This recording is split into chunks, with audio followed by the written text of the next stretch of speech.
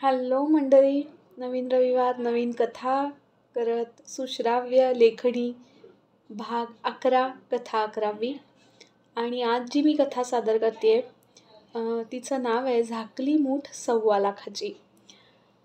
ही कथा मला व्हॉट्सॲपवर आली होती, त्यामुळे या कथेचे लेखक मला माहीत नाहीत आणि व्हॉट्सॲपवर आली आहे म्हणून ही कथा बहुतांश लोकांना माहीत असण्याची शक्यता नकारता येत नाही.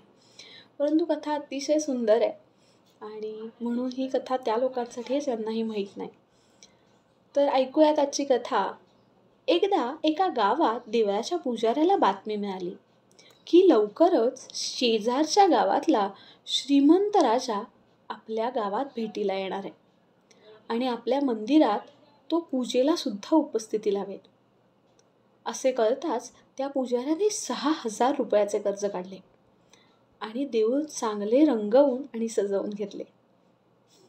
राजा पूजेला आला आणि त्याने दक्षिणा म्हणून चक्क 4 आणे ठेवले. पुजाऱ्याला तिथेच घाम फुटला. आपण 6,000 रुपये कर्ज काढून मंदिर रंगवून घेतले आणि राजाने फक्त 4 आणे दक्षिणा ठेवली. आता या चवन्नी छाप राजाला चांगलीच अद्दल घडवायची असे पुजाऱ्याने ठरवले. पुजारी हुशार होता. राजा गेल्यावर पुजाऱ्याने ते 4 आणे मुठीत घेतले आणि तो सगळ्यांना सांगू लागला, राजाने मंदिरात एक वस्तू दान केली आहे. ती काही मला झेपणार नाही, म्हणून मी आता तिचा लिलाव करतोय. आता पटापट आपली बोली लावा.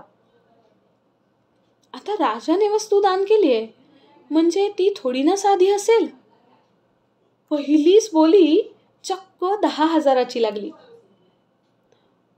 पुजारी डोके हलवून परवडत नाही असं म्हणत होता. लिलावातली बोली वाढत वाढत चक्क 50,000वर पोचली.